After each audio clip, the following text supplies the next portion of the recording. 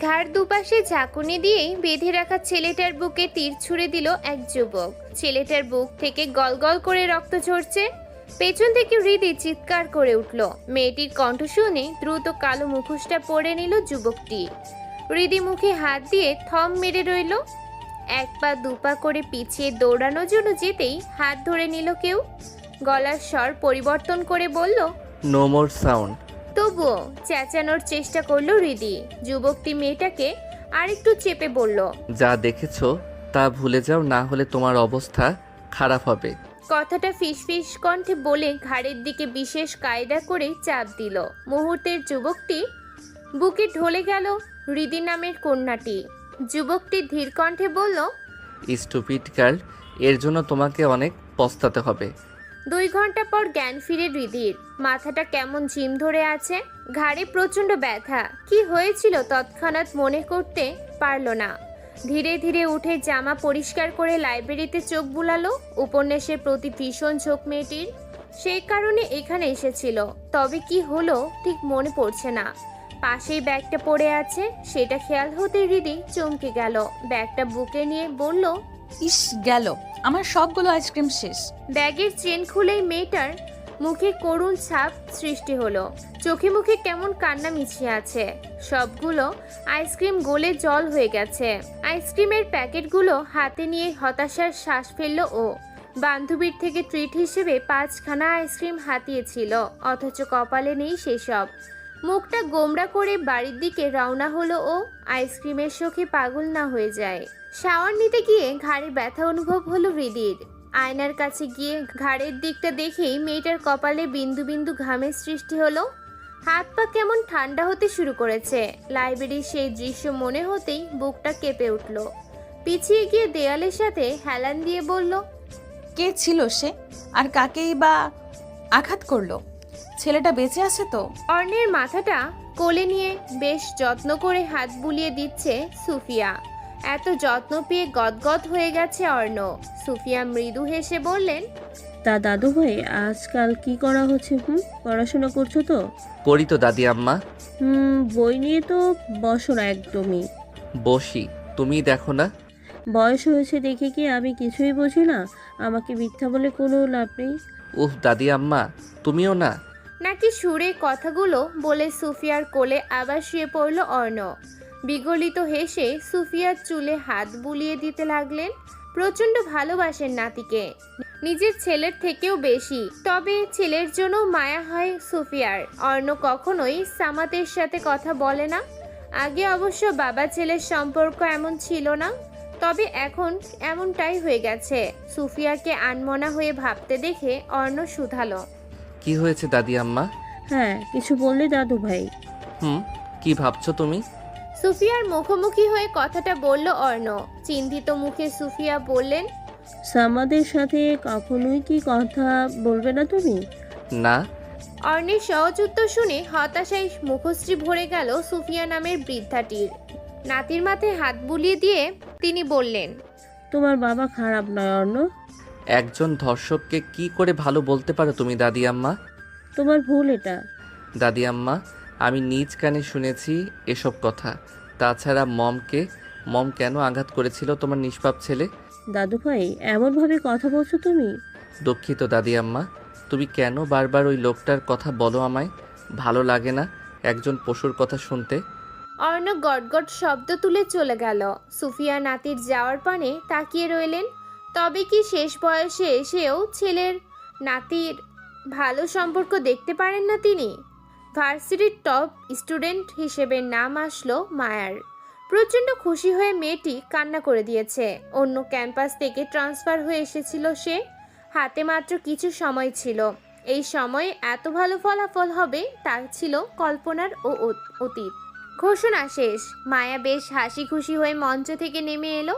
হৃদি একবারিয়ে এসে বলল, হাই, আমি রিধি, 3rd ইয়ার, তোমার সাথেই পড়ি। ওহ, আমি মায়া।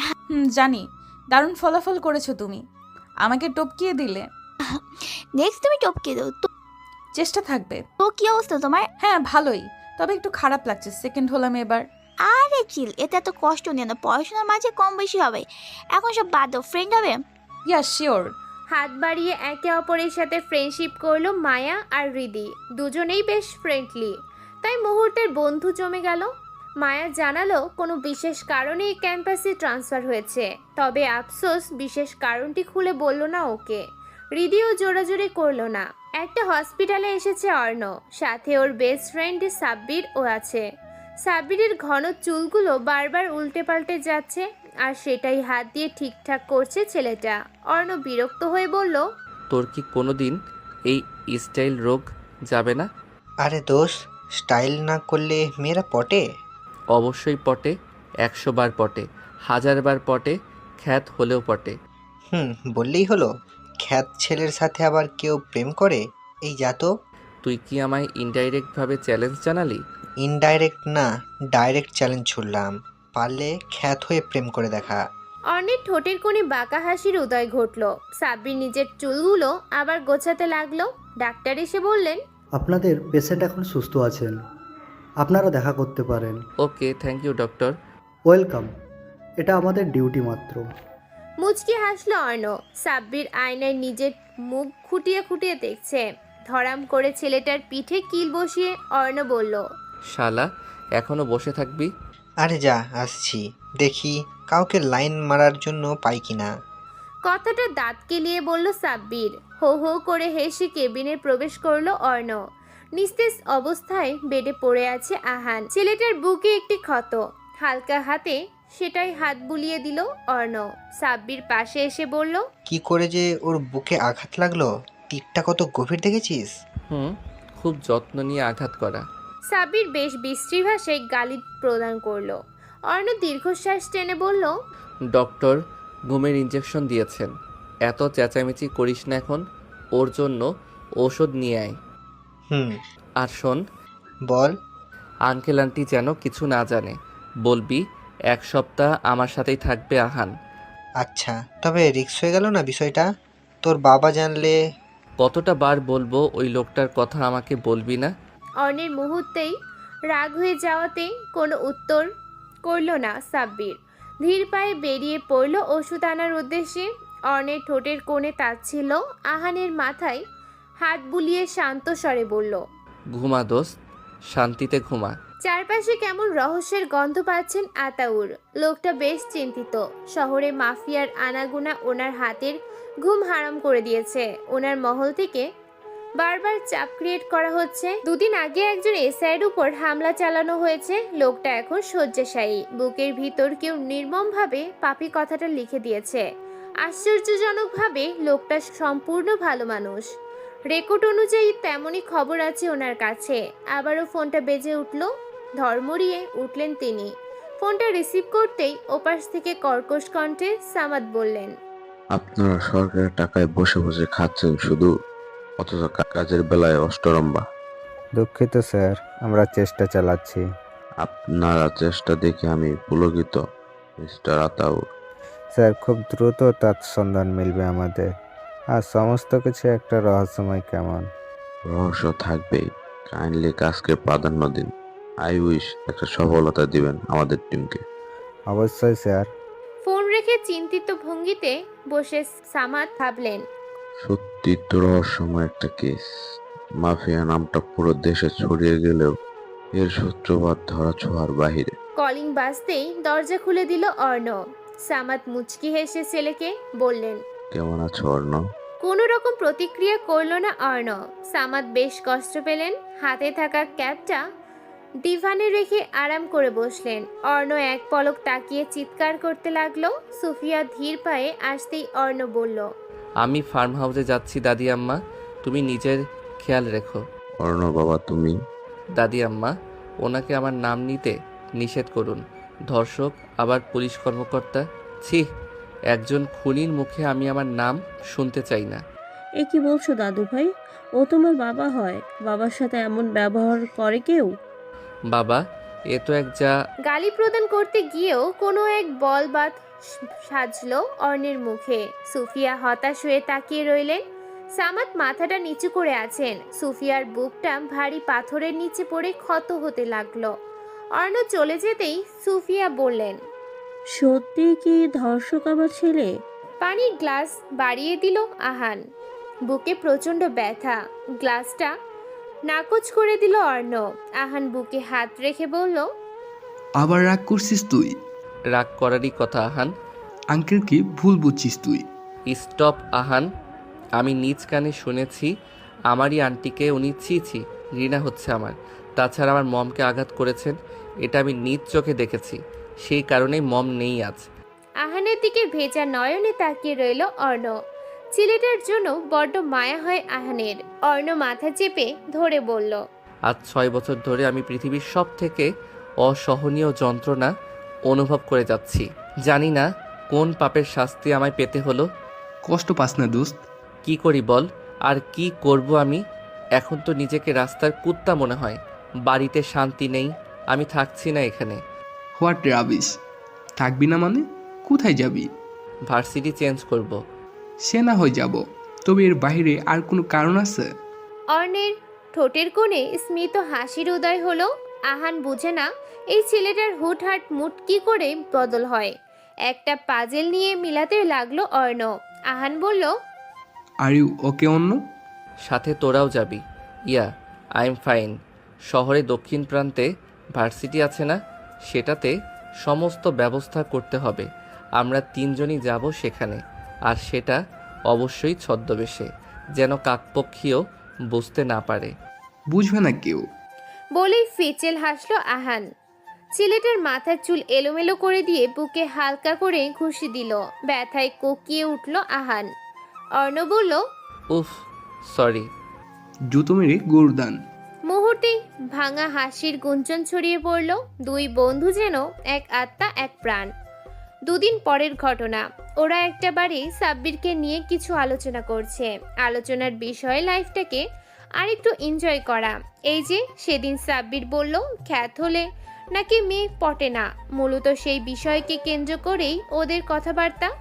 অর্ণ মূলত এই খেলার প্রধান চাল। খ্যাত সেজে প্রেমের ফাঁদ রটাবে ও। আহানের ভেতরটা কেমন করছে, চারপাশে নেশার সুগন্ধ। অর্ণ সেটা লক্ষ্য করে বলল, কোন ব্র্যান্ড নিবি তাই বল। ওহ দোস্ত। অর্ণকে জড়িয়ে ধরল আহান। অর্ণ ঠোঁটের কোণে হাসি রেখে পছন্দসই উইস্কি অর্ডার করলো। আজ সারা রাত তাদের পার্টি হবে। মদ্যপান স্বাস্থ্যের জন্য ক্ষতিকর, এটা কোনো ব্যক্তি তা না জানে, সবাই জানে, অথচ সেটাই পান করে তারা। তবে তাদের মধ্যে অন্যতম একজন হলো অর্ণ, যে কিনা মেডিকেল কলেজের স্টুডেন্ট। তার এই বিগড়ে যাওয়া মস্তিষ্ক কিভাবে মেডিকেল সামলাবে, এটা সত্যি ভাবনার বিষয়। তবে মাঝে মাঝে অবাকই হয় আহান। বাবার এত টাকা পয়সা থাকলেও সেসব নিয়ে কখনো অহংকার করে না ও। ছেলেটা যেন এক প্রকার প্রতিজ্ঞাবদ্ধ, বাবার 1 পয়সাও গায়ে মাখবে না। 6 বছর পূর্বের ঘটনাগুলো মনে হতেই গায়ে কাটা দেয় আহানের। রাস্তার ধারে একটা চাকরির জন্য রীতিমতো ভিক্ষে করছিল অর্ণ। কি বিদঘুটে সে দৃশ্য। নিজের জীবনের সব থেকে বেশি ঘৃণা করে সামাদকে। বাবার প্রতি বিন্দুমাত্র ভালোবাসা নেই যেন। উইস্কির বোতল ধরে চুমুক দিল অর্ণ। আহান গ্লাসটা রেখে বলল, তুই কি কখনো ফিরবি না? কোথায় ফিরবো? আমার তো কোনো ঘর নেই, কিচ্ছু নেই আমার। আমি হলাম মেঘের মতো, যে এপাশ থেকে ওপাশ ঘুরে বেড়ায়, ঠিকানাহীন মেঘ। কথাটা বলে খিলখিল করে হাসতে লাগলো অর্ণ। আহান কিছু বলল না। অর্ণের জন্য ভীষণ মায়া হয় ওর। কেন যে এই ছেলেটাকে এত ভালোবাসেও। অর্ণ ঠোঁট কামড়ে একটা প্রশ্ন ছুড়ল আহানের দিকে। আহান বিচলিত হয়ে পড়ল। অর্ণের ঠোঁটের কোণে তাচ্ছিলের রেখা। অর্ণ বলল, ঠিকানাহীন মেঘকে এত ভালোবাসিস কেন আহান? দোস্ত তুই? বুকের আঘাতটা অনেকখানি, তাই না? মাথাটা নিচু করে ফেললো আহান। এক টানে ছেলেটার শার্ট ছিঁড়ে ফেললো অর্ণ। হালকা হাতে হাত বুলিয়ে বলল, আমার দেওয়া আঘাত? অর্ণ থাক না এসব। কেন থাকবে? দোস্ত সেসব আমি মনে করতে চাই না, আর তুইও ভুলে যা প্লিজ। বিগলিত হাসলো অর্ণ গুটি গুটি মেরে। আহানের কাঁধে মাথা রাখলো। কিছু স্মৃতি বিভম্ব হয়। আহানকে আঘাত করা উচিত হয়নি ওর, তবে সে সব সময় মাথা গরম ছিল প্রচুর। আহান হালকা স্বরে বলল, হাজার হোক পূরব তোর ভাই, ওকে আঘাত করাটা। হুশ, এখানেই থেমে যা। পুরো আমার ভাই না, বরং আমার বাবার কলঙ্ক। মাঝে তুই কেন এলি আহান? খুব যত্ন নিয়ে আঘাত করেছিলাম ওকে, কিন্তু তুই এসে সেই আঘাতটা বুকে নিয়ে নিলি। তবুও তো পূরবকে আঘাত করছিস তুই। আফসোস ছেলেটা এখনো হসপিটালে। তোর জন্য বেঁচে গেল। অন্য একটা কথা বলবো, বল। আপন মানুষদের আঘাত করিস না আর। বিরক্তি নিয়ে তাকালো অর্ণ। আহানের থেকে কিছুটা সরে এসে বলল, ভয় পেলে চলে যেতে পারিস, আমি তোকে ধরে রাখবো না। দোস্ত, আমি সেটা মিন করিনি। অনেক রাত হয়েছে, তোর বুকের ক্ষতটা কাঁচা, ওষুধ খেয়ে ঘুমিয়ে পড়। আহান কথা বাড়ালো না, চুপচাপ নিজের জন্য বরাদ্দকৃত রুমের দিকে প্রস্থান করলো। অর্ণ এক পলক তাকিয়ে দীর্ঘশ্বাস ফেলল। আহানের বুকের ক্ষতটা দেখলেই অপরাধবোধ জাগে কেমন। এই হাতে ছেলেটার বুকে আঘাত করেছে সে, যদিও সেটা ভুলবশত হয়েছে। মায়ার সাথে হাসতে হাসতে ভার্সিটিতে প্রবেশ করেছিল হৃদি। ঠিক তখনই দেখতে পাই মোটা ফ্রেমের চশমা চোখে দিয়ে গেট দিয়ে প্রবেশ করেছে একটি ছেলে। মায়ের বুক কুঁচকে গেছে। হৃদিও কিছুটা অবাক হয়। ছেলেটা বারবার ব্যাগ টানছে, তা দেখে অনেকেই হেসে চলেছে। চুলে সম্ভবত তেল মাখানো। মায়া হৃদির দিকে তাকিয়ে বলল, তুমি যাও, আমি আসছি। ওকে। হৃদি চলে গেল। মায়া এক পা দু পা করে অর্ণের দিকে এগিয়ে গেল। ছেলেটার ভরাট মুখ দেখে মায়া যেন মায়ায় পড়ে গেল। হৃদি দূর থেকে দেখে কি মনে করে যেন আবার ফিরে এলো। চশমাটা ঠিক করে অর্ণ বলল, থার্ড ইয়ারের ক্লাস কোন দিকে আপা? আপা শব্দটা শুনে মায়ের ইচ্ছে হলো অর্ণের গালে ঠাস করে চড় বসিয়ে দিতে। তবে নিজের মনের সেই ভাবনাটিকে ফেলে দিয়ে বিরক্তি নিয়ে বলল, আসো আমার সাথে। আর আপা কি ভাষা? কেন আপা? হোয়াট রাবিশ ইডিয়েট, আমরা সেম ব্যাচ। আর আপা কোন কালের ল্যাঙ্গুয়েজ? গায়ে গায়ে ভাব কেন তোমার? চেহারা তো মাশাআল্লাহ। দাঁত কেলিয়ে হাসলো অর্ণ। ওর এমন উদ্ভট স্বভাব দেখে মায়া বলল, তুমি কি মানুষকে হসপিটাল থেকে পালিয়ে এসেছো? হুম। কি? চমকিত কণ্ঠ বলল মায়া। অর্ণের বেশ মজা লাগছে, মাথা চুলকিয়ে বলল, ইয়ে না মানে আমারে গ্রামের সবাই তাই বলে, তাই বললাম। হুম। আশ্চর্য। মায়ের পিছু পিছু ক্লাসে প্রবেশ করলো অর্ণ। হৃদিকে দেখে একটুও চমকালো না, বরং ঠোঁটের কোণে রহস্যময় একটি হাসি ঝুলিয়ে রাখলো। যদিও সেই অদৃশ্য হাসিখানা কেউ দেখতে পেল না। হৃদির পাশে এসে ধপ করে বসলো মায়া। ওয়াটার বোতল থেকে পানি নিয়ে তা পান করলো। হৃদি বলল, ছেলেটাকে চেনো? তবে গায়েটাই কেমন যেন অদ্ভুত। ও। ক্লাসে স্যার আসলেন। সকলে দাঁড়িয়ে সম্মান জানালো। স্যার অ্যাকাউন্টিং পড়ানো শুরু করলো। যার আগামাথা কিছু বুঝতে পারলো না অর্ণ। মেডিকেল স্টুডেন্ট হয়ে কি করে অ্যাকাউন্টিং বুঝবে? মায়ের পিছন তাকাতেই হকচকিয়ে উঠল অর্ণ। মায়ের দৃষ্টিতেও কেমন যেন মায়া রয়েছে। অর্ণ নিজেও কেমন যেন খটকায় মাঝে পড়ল। মায়া এক ফালি হাসলো। অর্ণও সেই হাসিটা গ্রহণ করে বইয়ের দিকে নজর দিল। ব্যাগে থাকা ফোনটা ভাইব্রেশন হচ্ছে। অর্ণ অনিচ্ছা থাকা সত্ত্বেও ফোনটা রিসিভ করলো। কানে থাকা ছোট্ট হেডফোনটা অন করে দিল। ওপাশ থেকে আহান বলল, দোস্ত, কোন জায়গায় ফেললি আমায়? সায়েন্সের কিছুই বুঝি না আমি। আরে আমিও তো অ্যাকাউন্টিংয়ের আগামাথা বুঝি না। বসে থাক, কিছু দিনেরই তো বিষয়, তারপরই চলে যাব। একটা মেয়ে পটাবো, ব্যাস। একটা মেয়ে কিন্তু? আরে হ্যাঁ, একটাই জাস্ট। অলরেডি একটাকে কেমন যেন লাগছে। দ্রুত পটা, না হলে আমি শেষ হয়ে যাব। আরে থাম তো তুই, রাখ এখন। কল কেটে দিল অর্ণ। ছেলেটা লক্ষ্য করলো মায়ের দৃষ্টি কেমন চারপাশে ঘুরপাক খাচ্ছে। অদ্ভুতভাবে দেখছে ওকে। মনটা কেমন কুলকাইছে। ছেলেটার কপালে সরু ভাঁজ পড়ল। মায়া কি শুধুই মায়া, নাকি রহস্যময়ী মায়া? ক্লাস শেষে হৃদির দিকে আর চোখে তাকালো অর্ণ। মূলত হৃদির জন্যই এই ভার্সিটিতে ছদ্মবেশ নিয়ে এসেছে। তবে মেয়েটা কেমন যেন অতিরিক্ত স্বাভাবিক, আর মায়া অতিরিক্ত অস্বাভাবিক। দুজনকেই কেমন যেন লাগছে ওর। আর মনে হেঁটে যাচ্ছিল করিডোরে দিয়ে। কখন হৃদির উপর এসে পড়লো খেয়ালই নেই। ধাক্কা দিয়ে অর্ণকে ফেলে দিল হৃদি, যার ফলে সকলে হাসাহাসি করছে। বেশ অপমান বোধ হলো অর্ণের। মাথাটা নিচু করে নিজের রাগকে প্রসারিত করলো। এই মেয়েটাকে একটা শাস্তি দিতেই হবে। এই, তুমি কি চোখে দেখতে পাও না? সরি, আমি আসলে চোখে কম দেখি। চশমাটা কেমন যেন ঝাপসা হয়ে গেছে। এতক্ষণ রাগী কণ্ঠে কথা বললেও এবার হৃদির খারাপ লাগা শুরু হলো। মায়া এসে পাশে দাঁড়ালো। হৃদিকে টান দিয়ে একটু সরিয়ে দিল। ব্যথিত কণ্ঠে হৃদি বলল, একটু বেশি বেশি করে ফেললাম, আরে কিসের বেশি, সব ঠিকঠাক। ওকে যেন কেমন লাগছিল আমার। কিন্তু ছেলেটাকে সরলই মনে হচ্ছে। আমারও তাই মনে হলো। আচ্ছা আসো আমরা যাই। হৃদির হাত ধরে টেনে নিয়ে যেতে লাগলো মায়া। পেছন ঘুরে অর্ণকে দেখল হৃদি। ছেলেটা চশমা পরিষ্কার করতে ব্যস্ত। মায়ের দিকে হতাশা নিয়ে তাকালো মেয়েটা। শুধু শুধু অর্ণকে সন্দেহ করলো মায়া। অবশ্য মায়ের কাজই তো যাকে তাকে সন্দেহ করা। ক্লাসে সবাই বেশ মনোযোগী হয়ে ক্লাস করছে, কারণ কিছুদিন পর পরীক্ষা। অর্ণ পড়ল চরম বিপাকে। সায়েন্সের স্টুডেন্ট হয়ে কি করে অ্যাকাউন্টিংয়ের পরীক্ষা দিবে, এদিকে আহান তো যাই সায়েন্সের ক্লাস করতে বেশ বেগ পেতে হচ্ছে ওকে। ব্রেক টাইমে টেবিলের উপর মুখ গুজে দিয়ে আহান বলল, আমারে মাফ কর ভাই, আমি আর ক্লাস করতে পারবো না। শরীর কাঁপছে আমার, কী সব বলে, সব আমার মাথার উপর দিয়ে যায়। তুই আমাকে এই ভালোবাসিস? সবটা হয়েছে ওই শালা সাব্বিরের জন্য। ওকে পেয়ে নেই জ্যান্ত গিলবো আমি। আহান, সাব্বির ছাড়াও আমার একটা লক্ষ্য আছে।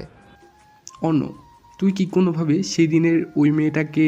ব্রুকুঞ্চিত করে অর্ধেক কথা বলল আহান। অর্ণের ঠোঁটের কোণে বাঁকা হাসি। আহানের বেশ খারাপ লাগলো। গলায় মৃদু জ্বর এনে বলল, দেখ অন্য, মেয়েটা ভালো, তাছাড়া তোর মুখও দেখিনি, তবুও কেন শাস্তি দিবি ওকে? সেটাই, তবে অন্য যা বলে তাই করে। আচ্ছা ঠিক আছে, শাস্তি দিবি ভালো কথা, কিন্তু কোনোভাবে প্রেমে ফাঁদে ফেলিস না প্লিজ। অর্ণপূর্ণ দৃষ্টিতে তাকালো। আহান বলল, মেয়েটা সত্যি ভালো।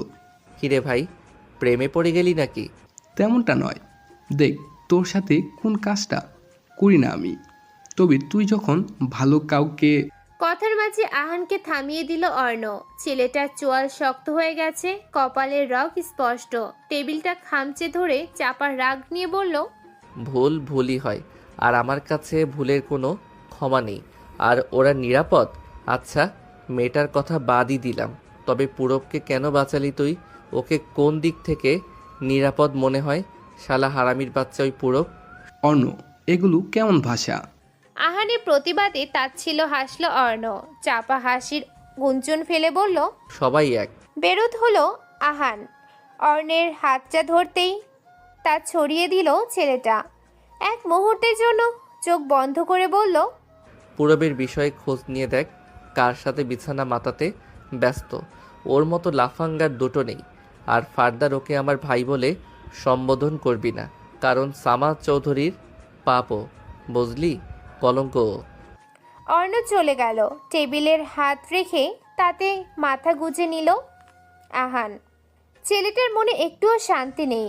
ক্লাসে বারবার মায়া অর্ণের দিকে তাকাচ্ছে। অর্ণ এবার খুব বিরক্ত হলো। মেয়েটার দৃষ্টিতে প্রেম কম, সন্দেহ বেশি। কে এই মায়া? ক্লাসের টিচার প্রবেশ করায় ধ্যান থেকে বেরিয়ে আসলো অর্ণ। চশমাটা ঠিক করে বই নিয়ে বসলো। স্যার সবাইকে বুঝিয়ে বললেন, স্টুডেন্ট, খুব দ্রুত একটা প্রতিযোগিতার আয়োজন করা হবে। ক্রিকেট ম্যাচ হবে। ক্লাস বনাম ক্লাস। তোমাদের জন্য রইল শুভ কামনা। তোমরা কে কে অংশগ্রহণ করবা নামের তালিকা জমা দিও। সবাই একযোগে বলে উঠল। চাপা উত্তেজনায় ভরে গেছে ক্লাস। তবে সামনে পরীক্ষা রেখে ম্যাচ দেওয়াটা উচিত হয়নি। হতাশার শ্বাস ফেলল অর্ণ। হৃদি এসে বলল, একটা কথা বলবো? জি বলুন।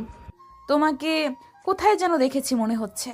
ধক করে উঠে অর্ণের মন। হৃদি ওকে চিনে ফেলল না তো? প্রসঙ্গ স্বাভাবিক করতে অর্ণ বলল, হয়তো রাস্তায়। হতে পারে। এনিওয়ে, তুমি এত চুপচাপ থাকো কেন? আর তাছাড়া এই যুগে এসে কোনো ছেলে ভার্সিটিতে চুলে তেল ইউজ করে আসে? আর তেল দিও না, কেমন যেন বোকা বোকা লাগে। জি। তুমি কি স্বল্পভাষী? বাক্যটি পেছন থেকে বলল মায়া। অর্ণ যেন কিছুটা ঘাবড়ে গেছে। মায়া বেশ খুঁটিয়ে দেখলো ওকে। ও হ্যালো, কোথায় হারিয়ে গেলে? জি আপা। রাগে দুঃখে মায়ের ইচ্ছে হলো অর্ণকে মেরেই ফেলতে। একই ক্লাসে পড়ে ওকে আপা বলে সম্বোধন করে। হৃদি মুখ টিপে হাসছে। মায়া গটগট শব্দ তুলে চলে গেল। হৃদি এক পলক তাকিয়ে বলল, আমি যতদূর বুঝি, আর যাই হোক, তুমি বোকা নও, তবে তেলের জন্য কেমন যেন লাগে। ও, তুমি আমাকে ইগনোর করছো? না তো। হতাশা ভরা শ্বাস ফেলল হৃদি। এই কার পাল্লায় পড়লো? মায়ার জন্যই এমনটা হচ্ছে। প্রতিটা ছেলেকেই সন্দেহের তালিকায় রেখে দিয়েছে। কি আশ্চর্য! বাসায় ফেরার সময় মায়ের সাথে কথা বলছিল হৃদি। মায়ের দিকে পূর্ণ নজর ফেলে হৃদি বলল, আর কয় মাস থাকবে তুমি? বেশি নয়, 2 মাসের মতো। আসলে আমি বিগত বছরগুলোতে অনেক ভার্সিটিতে ঘুরেছি, সেখান থেকে অনেক বাজে কাজের সাথে জড়িত। তবে মাফিয়া নয় কেউ। আমাদের টিম পাগল হয়ে খুঁজে চলছে। এদিকে বলতে গেলে আমি নতুন জয়েন করেছি, তাই চাপটা বেশি বেড়েছে। বাট মায়া, আমার মনে হয় না ওই ছেলেটা এমন কিছু। I wish. আচ্ছা, আমি যাচ্ছি। হৃদি চলে গেল। মায়া একটি গাছের ছায়ে এসে দাঁড়ালো। কেন যেন অর্ণকে ওর সন্দেহ হয়। তবে অর্ণ যদি মাফিয়া হয় তবে যেচে আসবে কেন ওর কাছে? ফুডকার্টে বসে 2 প্লেট চাউমিন শেষ করে দিল সাব্বির। ছেলেটার গোগ্রাসে খাওয়া দেখে হা হয়ে গেছে আহানের মুখ। অর্ণ মুখ টিপে হাসছে। খেতে খেতে সাব্বির বলল, দোস্ত, তোরা আমাকে এত ভালোবাসিস, আগে কেন বলিসনি? জানিস এই খাবারে কি আছে? কি? পয়জন। সাব্বিরের মুখ থেকে ছিটকে পড়লো খাবার। গলায় কিছুটা আটকে গেছে বোধ হয়। বারবার গলায় হাত বুলাচ্ছে। ওর নাজেহাল অবস্থা দেখে গগন কাঁপিয়ে হাসতে লাগলো অর্ণ আর আয়হান। অর্ণের কাঁধে হাত রেখে বলল, কি দিলি ভাই? এক কথাতেই সব শেষ। এটাই অন্য চৌধুরীর খেলা। রাগে দুঃখে উঠে গেল সাব্বির। আহান বাধা দিয়ে বলল, খাবার ফেলে রাখতে নেই, খেয়ে নে সাব্বির। হারামিরা, তোরা সবসময় এমন করিস।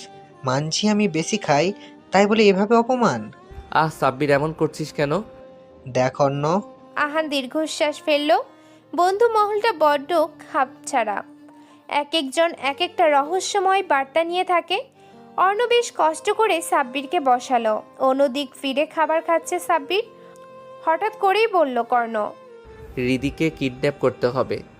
কেন? কাজ আছে। সাব্বির খাবারটা পাশে রেখে দিয়ে বলল, তুই কি করতে চাচ্ছিস বলতো? হৃদির অসম্মান। You mean? সাব্বিরকে থামিয়ে দিল অর্ণ। চোখ ছোট করে বলল, আমি সেসব কিছু বলিনি, তবে হৃদিকে নিয়ে যেন সমালোচনা পড়ে যায় সেটাই করব আমি। দোস্ত। হৃদি তোর গার্লফ্রেন্ড লাগে? না। বোন? না। তাহলে এর মাঝে কথা বলবি না আহান? সাব্বিরের দৃষ্টিতে হতাশা। আহান নিজেও বুঝতে পারছে না হৃদিকে নিয়ে কেন এত সমস্যা অর্ণের। মেয়েটার দোষ একটাই, সেদিন ভুল সময়ে লাইব্রেরিতে এসে পড়েছিল। খাবারের বিল মিটিয়ে দিল অর্ণ। চুপি চুপি আহানকে কিছু একটা বলতেই সাব্বির বলল, কি বললি ওকে? তোকে কেন বলবো? অর্ণ, আমি কিন্তু তোর ডান হাত। এক্স্যাক্টলি। ডান হাত কি করবে বাম হাত জানবে না, আর বাম হাত কি করবে ডান হাত জানবে না? তুই কখনোই আমাকে বন্ধু ভাবিস না। সাব্বিরের গোমরা মুখ থেকে বেশ মজা পেল অর্ণ। ইশারা করে চলে গেল আহান। সাব্বিরের কাঁধে হাত রেখে অনেকটা পথ আসলো। ঠিক তখনই চোখ গেল রাস্তায় দাঁড়িয়ে থাকা মায়ের দিকে। কারোর সাথে কথা বলছে। বাঁকা চোখে তাকালো অর্ণ। মায়া নিজেই মায়া। আশ্চর্যজনকভাবে মায়াকেও কারোর মায়ায় পড়তে হবে, আর তা হলো অর্ণের মায়ায়। কথা কমপ্লিট করে পিছন ঘুরতেই আড়ালে চলে গেল অর্ণ। সাব্বির এক পলক তাকিয়ে অর্ণকে খুঁজে পেল না। কণ্ঠটা পরিষ্কার করে যেই না ডাকবে তখনই ফিসফিস করে অর্ণ বলল, মায়া এখানে। চুপ হয়ে গেল সাব্বির। ভাবটা এমন যে কেউই ছিল না ওর সাথে। মায়া চলে যেতেই অর্ণ বেরিয়ে আসলো। সাব্বির বলল, মায়া পড়বে মায়াই, তবে হৃদির কি দোষ? ওর কোনো দোষ নেই, আর এটাই ওর দোষ। তবে খারাপ কিছু করিস না দোস্ত। আরে না, পাগল নাকি? এমনিতে ও মেয়ে মানুষের প্রতি লোভ নেই আমার। ইহজগতের কেউ বিশ্বাস করবে না এই কথা। মৃদু হাসলো অর্ণ। সাব্বিরের পিঠে কিল বসিয়ে বলল, প্রতারণা করার ফলস্বরূপ তাদের সাথে বাজে কিছু ঘটেছে, বাট হৃদির কোনো দোষ নেই, আর এই দোষেই ওকে শাস্তি দিব। সাব্বির চোখ পিটপিট করে তাকিয়ে রইল আর ভাবল, অর্ণ, যদি আবার হিংস্র হয়ে যায় তবে হৃদির কপালে দুঃখ আছে, আর মায়া তো ফেঁসে গেছে। এই মুহূর্তে নিজের প্রতি রাগ হচ্ছে সাব্বিরের। কেন যে চ্যালেঞ্জ ছুড়ল অর্ণকে, না হলে হয়তো মেয়ে দুটোকে এভাবে বিপদে পড়তে হতো না। অবশ্য মায়ের বিষয়টা আলাদা। সুফিয়ার মাথা টিপে দিচ্ছে অর্ণ। দাদির প্রতি প্রচণ্ড ভালোবাসা ওর, আর বাবার প্রতি ক্ষোভ। সুফিয়া আয়নাতে নাতিকে দেখে চলেছে। একটা ভুল দৃশ্য বাবা ছেলের সম্পর্কটা কতটা খারাপ করে দিয়েছে। 6 বছর পূর্বে সেই দুর্ঘটনায় কত কিছু আড়াল হয়ে গেল। চোখ ভিজে গেল ওনার। চোখ মুছে বললেন, দাদু ভাই, তোমার চোখ মুখ কেমন কেমন লাগছে? কেমন লাগছে দাদি আম্মা? শুকনো আর মন মরা। এমনিতেই, আজ একটা কাজে যাব তো তাই। উফ, মনে হচ্ছে কিছু নিয়ে চিন্তিত তুমি। একটু নয় দাদি আম্মা, আসো, তোমার খাবার নিয়ে আসছি আমি। আচ্ছা, সুফিয়ার বুকটা হো হো করে উঠল। এই ছেলে তো আমার নাতি, কিন্তু কাছে নেই। দাদি আম্মা, অর্ণের কণ্ঠ কর্ণপাত হতেই ছবিটা লুকিয়ে ফেললেন তিনি। মৃদু হেসে বললেন, খাবার এনেছো দাদু ভাই? হ্যাঁ খাইয়ে দিব। না থাক, তুমি যাও, ব্যস্ত দেখাচ্ছে। আচ্ছা। খাবার রেখে চলে গেল অর্ণ। দীর্ঘশ্বাস ফেললেন সুফিয়া। মানুষের জীবন নিয়ে কল্পনা করে শেষ করা যাবে না।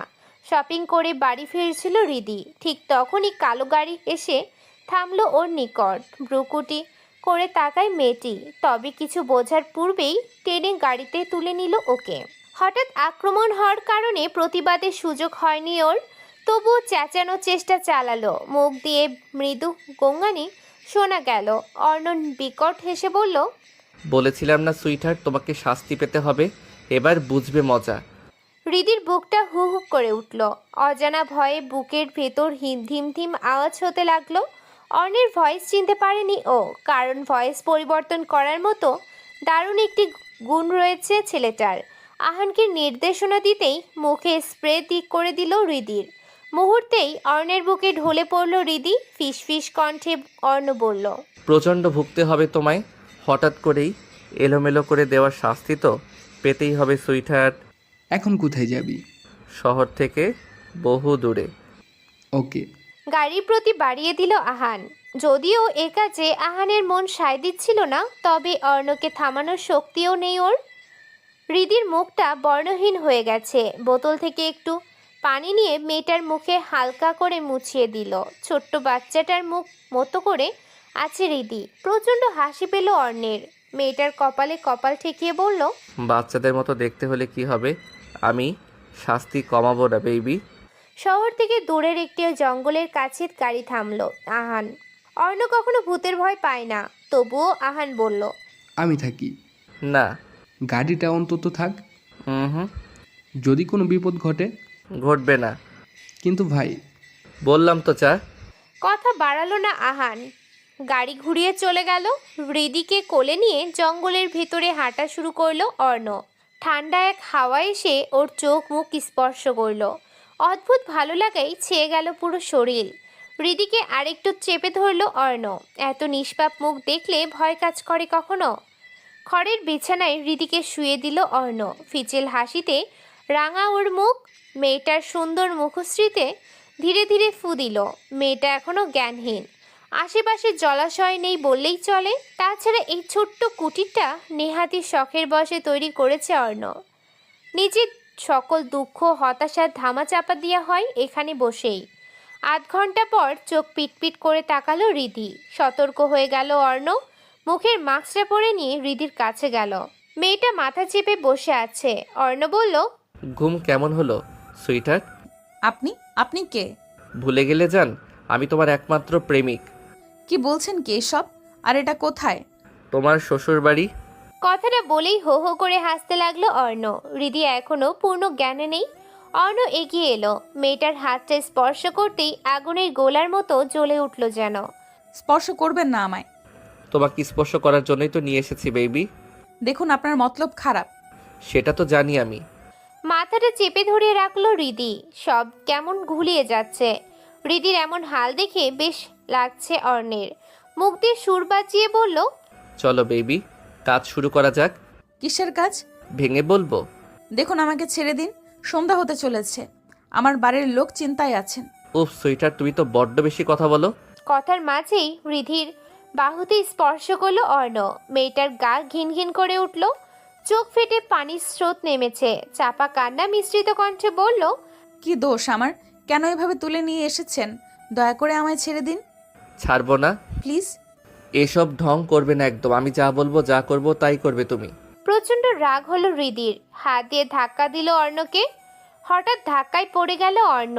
দাঁতে দাঁত চেপে নিজের রাগ সংবরণ হলো ছেলেটা। প্রচণ্ড তেজ ওর। বিক্ষিপ্ত মন নিয়ে উঠে বসলো হৃদি। পালাতে যেতেই ঝড়ের গতিতে খপ করে ওর হাত ধরে নিল অর্ণ। পিছনে হাই মুচকে বলল, বড্ড তেজ তোর, তাই না? ছাড়ুন ছাড়ুন বলছি, ব্যথা লাগছে আমার। লাগার জন্যই তো ধরেছি। ভেবেছিলাম ছেড়ে দিব, কিন্তু তুই সেটার মান রাখলি না। হাতের প্রচন্ড ব্যথা পাচ্ছে রীতি, চোখ থেকে অবিরত পানি ঝরছে। মৃদু আর্তনাদ করে বলল, দয়া করুন আমায় ছেড়ে দিন। কি ক্ষতি করেছি আপনার? এত সহজে তোর মুক্তি নেই। কথাটা বলে রীতিকে ফেলে দিল অর্ণ। হাত লাল হয়ে গেছে, কান্না করতে লাগলো মেয়েটি। অর্ণের পাশের মনে একটুও মায়া হলো না।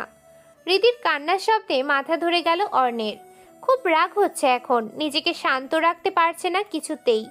মেয়েটার মুখে চাপ দিয়ে বলল, একদম কান্না করবে না, এসব নাটক বন্ধ করো।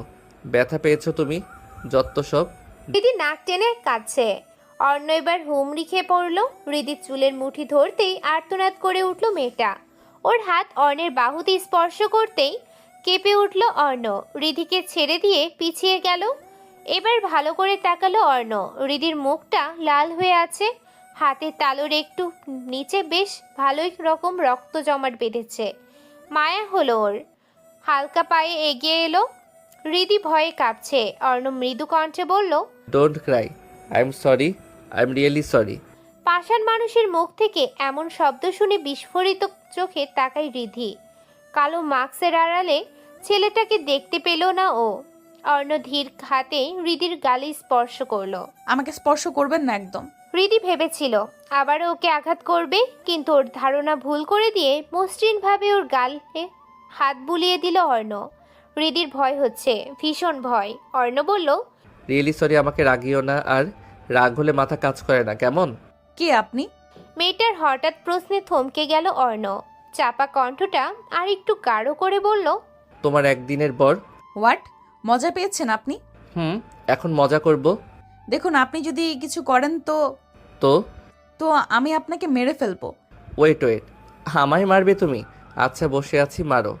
5 মিনিট সময় দিলাম, যত পারো আঘাত করো, কিচ্ছু করব না। হৃদি এক মুহূর্ত থমকে থেকে সত্যি সত্যি হাত দিয়ে কিল ঘুষি দিতে লাগলো ওকে। অর্ণ হাসতে হাসতে রসিকতা সুরে বলল, মেরে ফেলবে নাকি? একদম মেরে দিব। কে আপনি? আপনার মতলব কি? সামান্য ঝুঁকলো অর্ণ। হৃদি একটু পিছিয়ে যেতেই এক হাতে জড়িয়ে ধরে কাছে নিয়ে আসলো। ছুটোছুটি করছে হৃদি। অর্ণ ফিস ফিস করে বলল, এই ঘন জঙ্গলে একটা ছেলে একটা মেয়েকে কোন কারণে নিয়ে আসতে পারে সুইটহার্ট? এতক্ষণ পর সচকিত হলো হৃদি। চোখে মুখে ছড়িয়ে পড়লো আতঙ্ক। অর্ণ আরেকটু এগিয়ে বলল, কাম অন বেবি, লেটস। পুরো কথা শেষ করতে পারল না অর্ণ। তার পূর্বেই ভ্যা ভ্যা করে কেঁদে উঠল হৃদি। অর্ণ যেন আহামক বনে গেল। এটা কোন স্টাইলের কান্না? এই মেয়ে, হুশ, কাঁদো কেন?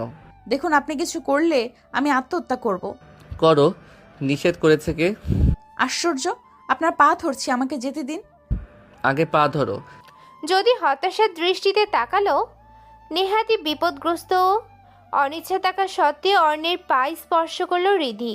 ফিক করে হেসে দিল অর্ণ। হাসতে হাসতে একদম হৃদির উপর ঢলে পড়েছে যেন। হৃদি হালকা করে ধাক্কা দিল, তবে কোনো কাজ হলো না। অর্ণ হাসতে ব্যস্ত দেখে এক ছুট লাগালো ও।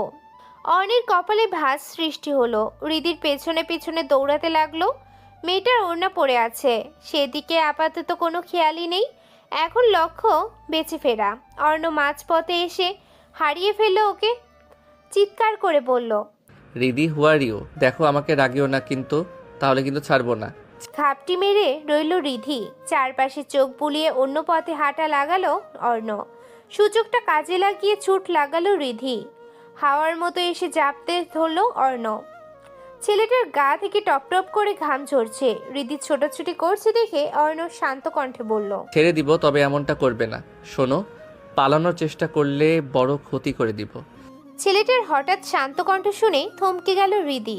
ছুটাছুটি বন্ধ করে দিল একদম। কোনো কথা না বলে হৃদিকে কোলে তুলে নিল অর্ণ।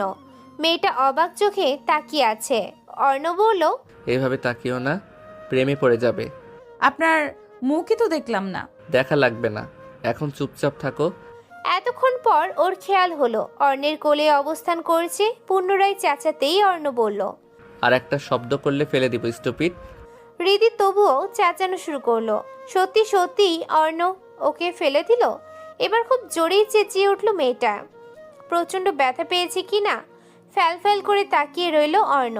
কাকে কিডন্যাপ করলো? আজ তো এক রাম ছাগল। মেয়েটির চুল টানছে অর্ণ। বারবার এমনটা করায় বিরক্ত হচ্ছে খুব, তবে মুখে কিছু বলার উপায় নেই। কস্টেপ দিয়ে আটকে রেখেছে মুখ আর হাত বেঁধে রেখেছে অর্ণ যেন ছোট্ট কোনো বাচ্চা। মেয়েটাকে সুরসুরি দিচ্ছে বারংবার। হৃদি কোনো মতে একটু সরে বসলো। অর্ণ চোখ রাঙিয়ে বলল, আর একটু দূরে গেলে প্রচণ্ড খারাপ কিছু হবে। হৃদি মুখ দিয়ে শব্দ করছে। সে বোঝাতে চেষ্টা করছে, সব বুঝেও না বোঝার মতন করছে অর্ণ। হৃদি এবার চোখ রাঙালো, তা দেখে হেসে কুটি কুটি অর্ণ। হাসতে হাসতে হৃদির ওপর পড়ে যাচ্ছে, তো আবার ওর চুল টানছে। এতটা অস্বস্তিময় সময় কখনো যায়নি হৃদির। খুব কান্না পাচ্ছে ওর। অর্ণ চোখ নামিয়ে বলল, খিদে পেয়েছে? খিদের কথা শুনে ভুলে যাওয়া খিদেটা চড়াও হয়ে গেল। মাথাটা ঝাঁকালো হৃদি। ওর এত উত্তেজনা দেখে ব্যাগ থেকে কাপ নুডলস আর গরম পানি বের করলো অর্ণ। পেটে যেন হামাগুড়ি খাচ্ছে ইঁদুরেররা। বিষয়টা লক্ষ্য হতেই অর্ণ যেন ফোন দিয়ে আটলো। নুডলসের বক্স থেকে নুডলস খেতে লাগলো। ফ্যাল ফ্যাল করে তাকিয়ে রইল হৃদি, অথচ দিচ্ছে না অর্ণ। এবার হৃদি মুখ দিয়ে ডাকার চেষ্টা করলো, তবে অন্যদিক ফিরে খেয়েই চলেছে অর্ণ। খিদের কারণে কান্না করে দিল হৃদি। অর্ণ ঘুরে বলল, এমন পেটুক কেন তুমি? খেয়ে খেয়ে ফুলে গেছে। ওজন কত? কোলে নিতে গিয়ে আমার ঘাড়ের রগ জেগে গিয়েছে। হৃদির ইচ্ছে হচ্ছে অর্ণের মাথাটা ফাটিয়ে দিতে, কিন্তু কোনো উপায়ও নেই। অর্ণ হাসতে হাসতে মুখের কাছে এলো। মুখ থেকে কস্টেপ খুলতেই গড়গড় করে হৃদি বলল, আপনি কি মানুষ? এমন অসভ্য কেন? একে তো ধরে নিয়ে এসেছেন, জানি না বাসায় কি পরিস্থিতি সৃষ্টি হয়েছে। এমনিতেই আমার অবস্থা খারাপ, তার উপর খাবারও দিচ্ছেন না। আর কত সহ্য করব আমি? মেরে ফেলার ইচ্ছে থাকলে মেরে ফেলুন। প্রতিটা কথা মনোযোগ দিয়ে শুনলেও কানে তুলল না অর্ণ। হৃদির মুখের সামনে খাবার নিয়ে বলল, হা করো। হাত খুলে দিন, আমি একাই খেয়ে নেব। না পালিয়ে যাওয়ার ধান্দা? আমার ভালো লাগছে না এসব। কি ক্ষতি করেছি আপনার? কিছু করনি, এখন হা করো, নয়তো এটাও পাবে না। হৃদি বুঝলো এমন পাষাণ লোকের সাথে কথা বলে কোনো লাভ নেই, তাই হা করেই নিল। খুব যত্ন নিয়ে নুডলস তুলে দিল অর্ণ। হৃদির চোখের কোণে জল চিকচিক করছে। ধীর কণ্ঠে অর্ণ বলল, কান্না করিও না, বি স্ট্রং। তাছাড়া আমি কিছু করব না, কালকে ছেড়ে দিব। সত্যি? হ্যাঁ সত্যি। হৃদির মনে কিছুটা স্বস্তি মিলল। অর্ণের ইচ্ছে ছিল হৃদির নামে বদনাম রটিয়ে দেওয়া, কিন্তু কেন যেন সিদ্ধান্ত বদলে নিল। তাছাড়া মেয়েটা যথেষ্ট ভয় পেয়েছে, আর ওর পিছনে এভাবে সময় নষ্ট করার মতো সময়ও নেই ওর কাছে। আকাশে চাঁদ, তবে পূর্ণাঙ্গ নয়, অর্ধচন্দ্র। হালকা আলোতে অর্ণের শরীরটা দেখা যাচ্ছে, তবে মুখটা দেখার উপায় নেই। মাস্কটা এমনভাবে লাগানো যে একটু বোঝার উপায় নেই। ধীরে ধীরে অর্ণের কাছে আসতে লাগলো হৃদি। অর্ণ গভীর ঘুমে আচ্ছন্ন। এই সুযোগটাই যেন চাইছিল ও। হাত বাঁধা, তবে খুব কষ্ট করে পেছন ঘুরে যেই না মাস্কটা টান দিতে যাবে, অমনি হ্যাচকে টান দিল অর্ণ। সোজা অর্ণের উপর গিয়ে পড়ল হৃদি। চোখ মুখ খিচে বন্ধ করা। দীর্ঘশ্বাস ফেলে অর্ণ বলল, বেশি করতে নিষেধ করেছিলাম, এর ফল কিন্তু ভালো হবে না। সরি, আর হবে না। যাও, নিজের জায়গায় গিয়ে ঘুমাও। থাকো এইভাবে, এটাই তোমার শাস্তি। না, আমি থাকবো না, প্লিজ আমাকে ছাড়েন। না, ছাড়বো না। প্লিজ। বেশি কথা বললে 2 হাতে জড়িয়ে ধরবো। হৃদি থম মেরে গেল। ছেলেটার চরিত্র নিয়ে দুটো প্রশ্ন মাথায় আসে। একবার মনে হয় ভালো, আর একবার মনে হয় ভালো না। এইভাবে থাকলে বোধহয় ওর দম বন্ধ হয়ে যাবে। নড়াচড়া করতেই জাপটে ধরলো অর্ণ। হৃদির ইচ্ছে করছে মাটির ফাঁকে পড়ে মরে যেতে। অর্ণ বলল, কথা বলিও না, আর এত ভেবো না। আমি হালকা করে স্পর্শ করলাম, যাতে আর কোনো মতলব না বের করতে পারো। ছাড়ুন প্লিজ, আমার অস্বস্তি হচ্ছে। আগে ভাবা উচিত ছিল সুইটার। এতক্ষণ ভালো ব্যবহার করার একটাই কারণ, যাতে ওকে ছেড়ে দেয়, কিন্তু কোনো লাভই হলো না। এমন বাজে পরিস্থিতিতে কি করে আছে তার হৃদিই জানে। সকাল সকাল ঘুম ভাঙে হৃদির। চোখ মেলে দেখলো অর্ণ ওকে জড়িয়ে আছে। কখন ঘুমিয়ে পড়েছিল খেয়ালই নেই। হতাশার শ্বাস ফেললো মেয়েটা। এভাবে একটা ছেলে জড়িয়ে থাকাটা কতটা অস্বস্তির আর খারাপ লাগে তা এমন পরিস্থিতিতে না পড়লে বোঝা যায় না। হৃদি কেমন অনুভূতি হারিয়ে ফেললো, এই পরিস্থিতি তার কাম্য নয়। এ এক যন্ত্রণার সময়। টলমলে চোখে তাকালো অর্ণ। হৃদিকে দেখে ঠোঁট প্রসারিত করলো, তবে মাস্কের কারণে সেটা দেখা গেল না। Good morning. Good morning. অর্ণের চোখে মুখে তাচ্ছিল, যদিও সেসব দেখতে পেল না রিধি। ব্যস্ত হয়ে বলল, প্লিজ ছেড়ে দিন আমায়। দিব, তবে আজ না কাল। কি? রিধির চোখ গোল গোল হয়ে গেছে। অর্ণ কিছু বলবে ঠিক তখনই ফোনটা বেজে উঠল। একটু আড়াল হতেই ফোনের ওপাশ থেকে আহান বলল, ভাই, মায়া সম্পর্কে সবটা জানতে পারিনি আমরা। ওকে, কতটুকু জেনেছিস? খবর আছে মায়া কোনো ইনভেস্টিগেশনে এসেছে। চিন্তিত হলো অর্ণ। রিধি ভ্যা ভ্যা করে কান্না শুরু করে দিছে। অর্ণ এক পলক তাকিয়ে হাসলো, বলল, ওকে, দেখি কি করা যায়। হুম। আচ্ছা শোন, রিদির ফ্যামিলি থেকে কি অবস্থা? পাগলা কুত্তার মতো ঘুরছেন ওনারা। মেয়েটা ঠিক আছে তো? She is fine. ওপাশ থেকে ভারী নিঃশ্বাসের শব্দ কানে এসে লাগলো। অর্ণ একবার তাকালো রিদির দিকে। আজই দিয়ে আসবে, আহান বলল। তাহলে রাখছি। রাখ, তার আগে বল আমি কি খুব খারাপ? আমার জানা মতে না, না হলে তোর সাথে এতগুলো বছর পার করতাম না। শালার কপালটাই খারাপ। যতই খারাপ হওয়ার চেষ্টা করি আমি কিছুতেই পারি না, কিন্তু পুরো দেশ জানে আমি হলাম মাফিয়া। তুই চাইলেই সুন্দর জীবন কাটাতে পারিস অন্য। কতবার বললাম, বাট তুই। আর না দোস্ত, জীবন বড় অদ্ভুত, আর আমি তো পাগল। এই পাগলকেই ভালোবাসিস তুই? ওপাশ থেকে কোনো উত্তর করলো না আহান। পাপ বয়ে বেড়াচ্ছে ছেলেটা, আর কতদিন লড়াই করবেও? অর্ণকে সৎ পথে ফিরিয়ে আনার কোনো পথই বাকি নেই। তবে ছেলেটা মাফিয়া হয়েই থাকবে, অথচ প্রতিটা কাজের পেছনেই ভালো কোনো উদ্দেশ্য থাকে। তবে সেই উদ্দেশ্য ঠিক কতটা সফল হয়? রিদির পাশে গিয়ে ধপ করে বসলো অর্ণ। রিদি অদ্ভুতভাবে তাকালো। এই মুহূর্তে মাস্ক পরা ছেলেটা কে বিপজ্জনক মনে না হলেও সাংঘাতিক শয়তান মনে হচ্ছে। অর্ণ নিজের কণ্ঠ পরিবর্তন করে বলল, মায়াকে চিনো? হ্যাঁ, কেন? কে সে? আমার বান্ধবী। এর বাইরে? আমরা এক কলেজেই পড়ি। এর বাইরে? আপনি কি জানতে চান? আমি বুঝতে পারছি না। মায়ের একটা আলাদা পরিচয় রয়েছে, সেটা বলো। আমি জানি না। মিথ্যে বলবে না রিদি, ভয়াবহ কিছু হয়ে যাবে। আমি মিথ্যে বলছি না। তর্ক করে যাচ্ছ আবার, দ্রুত উত্তর দাও। বললাম তো জানি না। এত জোরে চেঁচিয়ে উঠল যে আশেপাশে থাকা পাখিগুলোও ডানা ঝাপটা দিয়ে চলে গেল। এক পলক চোখ বুলিয়ে দেখলো অর্ণ। রিদির গায়ে স্পর্শ করতে গিয়েও করলো না। মেয়েটা বেশ চতুরতায় পরিচয় দিয়েছে। অর্ণ ধীর কণ্ঠে শুধালো, তুমি সত্যি জানো না মায়ার পরিচয়? না, জানি না। মিথ্যে বলবে না রিদি, পরিণাম খারাপ হবে।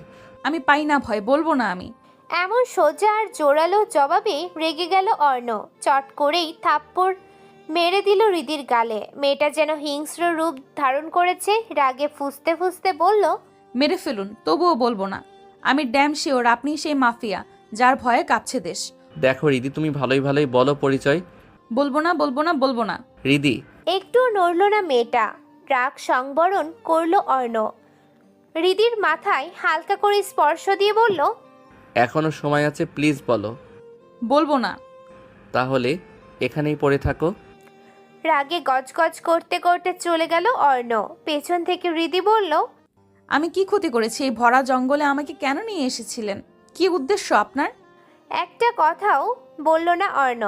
চলে গেল রিদিকে ফেলে। মেয়েটার হাত পা বাঁধা, কোনো মতে খড়ের বিছানায় গা এলিয়ে দিল রিদি। চোখ মুখ লাল হয়ে আছে। শক্ত থাকার চেষ্টাও করতে পারছে না শক্ত থাকতে। পাগল হয়ে গেছে স্বর্ণ। ভরা জঙ্গলে মেয়েটাকে একা রেখে এসে পড়লি, বুঝতে পারছিস এর পরিণাম? I don't care. ভাবলেন শিন ভাবে সিগারেট খেতে লাগলো অর্ণ।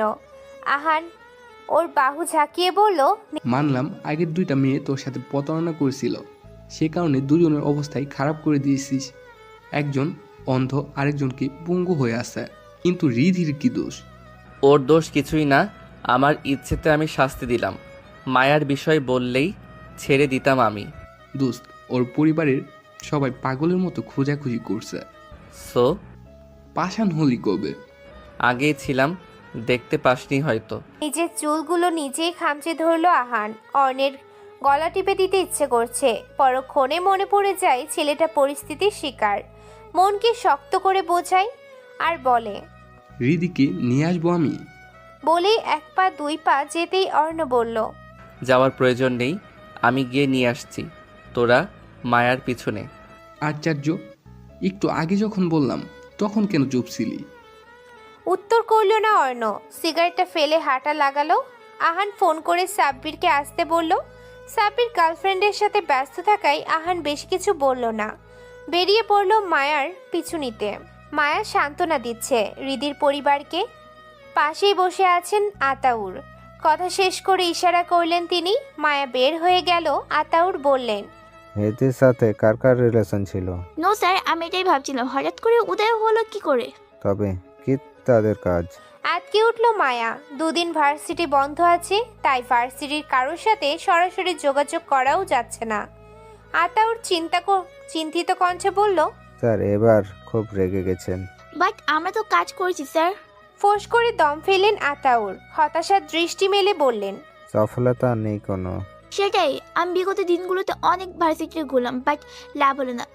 বাকশক্তি হারানোর পূর্বে ফজল স্যার বলেছিল ভার্সিটির কথা। ভার্সিটির কোনো স্যার বা স্টুডেন্ট এমন কাজ করেছে ভেবে খোঁজ তো লাগালাম। এখন কি করবো স্যার? জানি না মায়া, মাথা কাজ করছে না। সামাদ একের পর এক কল করে যাচ্ছে। সবাই বলছে খোঁজ চলছে, কিন্তু সঠিক রেসপন্স কি নেই কোনো। এমত অবস্থায় ওনার ইচ্ছে করছে সব ভেঙে ফেলতে। সুফিয়া লেবুর শরবত দিয়ে বললেন, এভাবে চিন্তা করিস না, পাগল হয়ে যাবি। আম্মা বুঝতে পারছো না, একটা মেয়ে নিখোঁজ, যা তা হতে পারে। আর তাছাড়া মেয়েটা আমার কাছের বন্ধুর মেয়ে। খোঁজ কর, তবে একটু সাবধানে বাবা। আমি চাই না আর কোনো ঝামেলা হোক। আম্মা ফ্যাল ফ্যাল করে তাকিয়ে রইলেন সামাদ। একটা মিথ্যা ওনার জীবনকে শেষ করে দিচ্ছে। একজনের পাপ হয়তো সবাইকে বই বেড়াতে হচ্ছে। কুটিরে এসে হৃদিকে দেখতে না পেয়ে চিন্তায় পড়ে যায় অর্ণ। চারপাশে চোখ বুলিয়ে ও যখন পেল না, তখন চিৎকার করে উঠল, তুমি আছো এখানে? হৃদি থাকলে প্লিজ সাড়া দাও। হোয়ার আর ইউ? প্লিজ সাড়া দাও। কোনো সারা শব্দ পেল না অর্ণ। কুটির থেকে বের হলো জঙ্গলে। চারপাশে আধার নেমে এসেছে প্রায়। বাড়ির পেছনটা যেতেই চোখে পড়ল স্লিপার। বুকটা মোচড় দিয়ে উঠল ওর। স্লিপারটা পাশে রেখে ঢাকা শুরু করলো। ডান পাশে যেতেই চোখ পড়ল রিধির দিকে। ছুটে গেল অর্ণ। মেয়েটার গায়ে মাটি লেগে আছে। বিধ্বস্ত শরীরটা দেখেই অর্ণের মন গলে গেল যেন। ওর হাত পায়ের বাঁধন খুলে দিয়ে ধীরে ধীরে রিধির মুখে থাপ্পড় দিতে লাগলো। চোখ মেলে তাকাতেই ভয় পেয়ে গেল রিধি। চিৎকার করে উঠে অর্ণকে জড়িয়ে ধরলো। বলতে লাগলো, যা যা, আমি তোদের কিচ্ছু করব না। যা যা, আমাকে ছেড়ে দে। অর্ণ বুঝতে পারলো রিধি ভয় পেয়েছে খুব। ধীরে ধীরে মেয়েটার মাথায় হাত বুলিয়ে আদুরি কণ্ঠে বলল, ভয় পেও না, এখানে কেউ নেই, শুধু আমি। চোখ মেলে তাকালো রিধি। অর্ণের গায়ে জোরে ধাক্কা দিল। ইচ্ছে মতো কিল ঘুষি দিতে লাগলো। অর্ণ টু শব্দটুই করলো না। মেয়েটাকে এক হাতে জড়িয়ে রাখলো শুধু। ভালো লাগছে না একদমই। এসব কিছু একদমই উচিত হলো না। হৃদিকে বিনা দোষে শাস্তি পেতে হলো। গাড়ি ড্রাইভ করছে অর্ণ। পাশে ঘাপটি মেরে বসে আছে রিধি। কোনো কথাও বলল না। সারা দিন না খাওয়া। কাল রাতের দিকে একটু নুডলস পড়েছিল পেটে। একটা ধাবার সামনে গাড়ি থামালো ছেলেটা। এক পলক তাকিয়ে চোখ ফিরিয়ে নিল হৃদি। অর্ণ খাবার এনে বলল, খাও। খাবো না।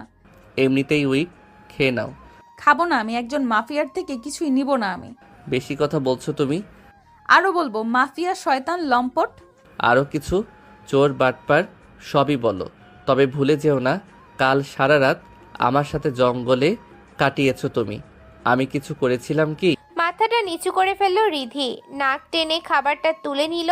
প্রচণ্ড খিদেতে গ্রোগ্রাসে খেতে লাগলো। অর্ণ ব্যথার স্বরে বলল, সরি, তোমার সাথে এমন করা উচিত হয়নি আমার। জুতো মেরে গরু দান। তাচ্ছিল্য করো না, ফল ভালো হবে না। দেখেছি কি খারাপ তার ফলাফল। দেখেছি কি খারাপ তার ফল। এখন আর ভয় লাগছে না। আমাকে অর্ধেক মেরেই ফেলেছেন। আচ্ছা বাদ দাও, একটা কথা বলি শুনিও। কি? মায়ার কাছে আমাকে নিয়ে কিছু বলিও না। বলে দিব। এটা আমার রিকোয়েস্ট, বাকিটা তোমার ইচ্ছে। মুখ ঘুরিয়ে নিল হৃদি। গাড়ি ঘুরিয়ে টান দিল অর্ণ। হৃদি চুপচাপ খাচ্ছে।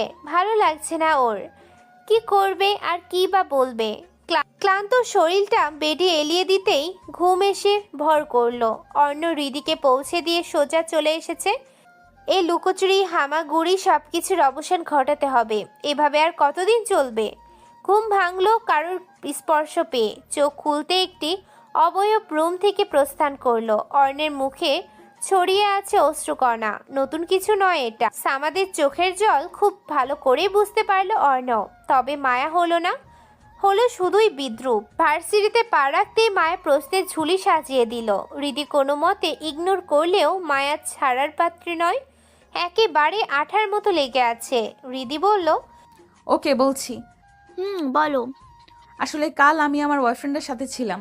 মিথ্যে বলা ছাড়া উপায় ছিল না হৃদির। কেন যেন সত্যটা বলতে পারছে না মেয়েটা। মায়া বিশ্বাস করছে না দেখে হৃদি বলল, আসলে আমরা দেখা করতে গিয়ে গাড়ি নষ্ট হয়ে যায়, যার ফলে আটকে পড়ি সেখানেই, আর সেই কারণেই আসতে পারিনি। বাট ফোন করে কিছু জানাতে পারতে। ফোন সুইচ অফ ছিল, চার্জ ছিল না কারোটায়। আচ্ছা ঠিক আছে। মৃদু হাসলো হৃদি। মায়ের থেকে বিদায় নিয়ে চলে গেল। বুকটা কেমন করছিল, মনে হচ্ছিল এখনই ধরা পড়ে যাবে। ক্লাসে অন্যমনস্ক হৃদি। অর্ণ সেটা লক্ষ্য করে শ্বাস ফেলল। ক্লাস শুরু হতেই স্যার বললেন, তো গত সপ্তাহে যারা যারা নাম দিয়েছিল তারা প্রস্তুত তো? এবার কিন্তু হাড্ডাহাড্ডি ম্যাচ হবে। সকলে উত্তেজিত হয়ে পড়ল। অর্ণ নিজেও নাম দিয়েছিল খ্যাতমার্কা স্টাইল হলেও কিছু করতে হবে যার ফলে মায়া প্রেমে পড়বে।